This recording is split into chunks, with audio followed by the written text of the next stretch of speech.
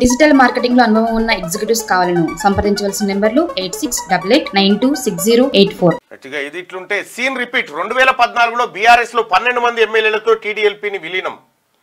అదే ఏడాది 5గురు కాంగ్రెస్ ఎమ్మెల్యేలను చేర్చుకున్న కేసీఆర్ 2019లో 12 మందిని చేర్చుకొని సీఎల్పీని కలిపేసుకున్న గులాబీ పార్టీ నాడు చేరికలను ప్రోత్సహించి ఇవాళ గగ్గోలు పెడతా ఉన్నారు. అప్పుడు మీరు చేసింది ఏమిటని కౌంటర్ ఇస్తున్న కాంగ్రెస్ సిపిఐ నేతలు. రాష్ట్రంలో చేరికల సీన్ రిపీట్ అవుతుంది. 2014-2018 ఎన్నికల తర్వాత బీఆర్ఎస్ కు సరిపడా మెజారిటీ ఉన్నప్పటికీ ప్రతిపక్ష పార్టీలను చీల్చడం ద్వారా ఎమ్మెల్యేల చేరికలను ఆ పార్టీ చీఫ్ కేసీఆర్ ప్రోత్సహించారు. ప్రతిపక్షాల ఉనికి లేకుండా చేయాలనే ఉద్దేశంతో మొదటిసారి టీడీఎల్పీని, రెండోసారి కాంగ్రెస్ ఎల్పీని బీఆర్ఎస్ లో విలీనం చేసుకున్నారు. దీనిపై అప్పట్లో తీవ్ర విమర్శలు రాగా రాజకీయ పునరేకీకరణ అంటూ కేసీఆర్ సహా బీఆర్ఎస్ లీడర్లు సమర్థించుకున్నారు.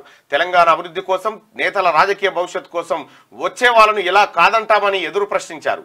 తీరా గత అసెంబ్లీ ఎన్నికల్లో ఓడిపోయిన బీఆర్ఎస్ ప్రతిపక్షానికే పరిమితం కావడం, లోక్సభ ఎన్నికల్లో ఒక్క సీటు గెలుచుకోకపోవడంతో రాజకీయ భవిష్యత్తు కోసం ఆ పార్టీ ఎమ్మెల్యేలు కాంగ్రెస్ లో చేరుతా ఉన్నారు. ఇగో ఒక్కొక్కరు పార్టీని వీడుతుండడంతో ఫామ్ హౌస్ కు పిలిపించుకొని చర్చలు చేసిందట. మంచి రోజులు వస్తాయని సముదాయిస్తా ఉన్నారట. 8 మంది ఎమ్మెల్యేలు, 2 ఎమ్మెల్సీలతో 4 గంటలకు పైగా మీటింగ్ పెట్టిండట. ఎమ్మెల్యేలు, ఎమ్మెల్సీల కేసీఆర్ బుజ్జగింపులు. ఎర్రవల్లిలో కేసీఆర్ తో భేటీ అయిన బీఆర్ఎస్ ఎమ్మెల్యేలు అంటే ఒక వార్త. ఇందులో దాదాపు 5గురు డుమ్మగొట్టిరట,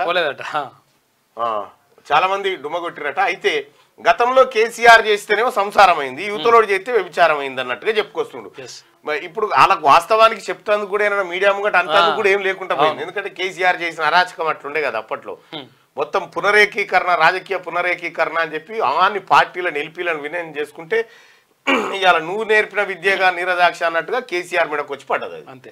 డిజిటల్ మార్కెటింగ్ లో అనుభవం ఉన్న ఎగ్జిక్యూటివ్స్ కావాలను సంప్రదించవలసిన నెంబర్లు 8688926084.